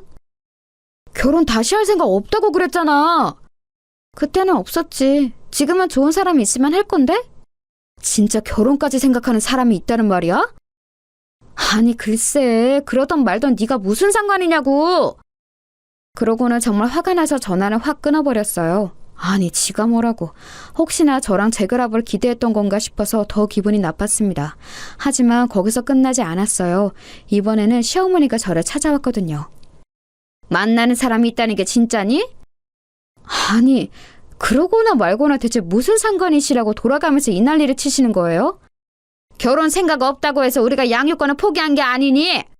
거짓말하지 마세요. 양육비 내기 싫어서 포기하신 거잖아요. 그리고 혹시나 애 가지고 협박할 생각하지 마세요. 이미 다 알아봤어요. 제가 재혼한다고 해서 양육권을 다시 돌려줘야 할 의무도 없고 만약에 그러면 그동안의 양육비도 청구할 수 있다고 하니까. 그 말에 시어머니가 움찔하더군요. 이미 거기까지 다 알아본 거니? 너도 참 독하다. 어머니만 하겠어요. 다시 찾아오지 마세요. 그리고 혹시나 재결합 이런 건 꿈도 꾸지 마시고요. 어머님이 그 호언장담한 저보다 몇 배 나은 며느리 보시게 되면 꼭 연락 주세요. 직접 가지는 못해도 축의금은 낼 테니까. 아니 저게... 뒷말은 듣지도 않고 돌아섰습니다. 무슨 소리를 하는 건지는 몰라도 고래고래 소리치는 게 들려오더라고요. 정말 징그러울 만큼 한결같으신 분이죠. 그러고선 그 사람들에게 아직까진 더 이상 연락은 없어요. 돈 문제만 걸고 넘어지면 조용해지는 시어머니 덕이라고 해야 하나요? 아마 매일 방에서 안 나오고 게임만 하는 백수 아들을 보며 매일매일 속 터져하는 중일 겁니다. 그게 그분이 받으시는 벌이라고 생각해요. 그리고 자신의 잘못을 어떤 식으로든 후회하겠죠. 과거에 제가 있었던 시절을 그리워하면서 말입니다. 저는 결코 그 염원을 들어줄 생각이 없지만 말이에요. 저는 더 성공할 거예요. 이미 그렇게 되어가고 있고요. 그리고 지금은 만나는 사람이 없지만 언젠가 좋은 사람이 있다면 연애도 결혼도 할 수도 있겠죠. 물론 아직까지는 결혼의 결자만 들어도 치가 떨리지만 세상에는 전 남편이나 전 시어머니 같은 사람만 있는 건 아니잖아요. 아이는 잘 크고 있답니다. 원래 남편도 아이에게 그닥 살갑거나 잘 봐주던 사람이 아니라서 아빠를 찾지도 않아요. 오히려 자신을 너무너무 예뻐하는 외할머니와 외할아버지를 너무 좋아하고 따라서 제가 다 섭섭할 지경이라니까요. 요즘은 제가 밤낮 없이 바쁜 바람에 아이의 양육을 거의 제 부모님이 하고 계셔서 그게 너무 죄송할 따름이에요. 물론 두 분은 너무 좋다고 하시지만 그래도 아이 보는 게 보통 일은 아니니까요. 그래서 이번 여름에는 다 같이 해외로 휴가를 나가기로 했어요. 가족끼리 다 같이 가는 해외여행은 처음인지라 벌써 두근거리네요. 저는 지금 너무 행복합니다. 그 전에 혼자 아이를 키우는 게 겁나서 아이가 아빠 없이 자라는 게 무서워서 망설였던 지난 날들이 후회될 정도로 말입니다. 그런 사람들과는 헤어지는 게 맞았어요. 그런 집안에서는 아이도 행복하지 않았을 테니까 말입니다. 길다며 긴 제 이야기 들어주셔서 감사합니다. 참고 사는 것만이 능사는 아니라는 것 여러분도 늘 생각하시고 하실 말은 하시면서 그렇게 사셨으면 좋겠어요. 가만히 있으면 정말 호구 취급하는 사람이 너무 많더라고요. 아, 밥 먹을 시간이네요. 그럼 저는 여기서 제 이야기를 마칠게요. 즐거운 하루 보내세요.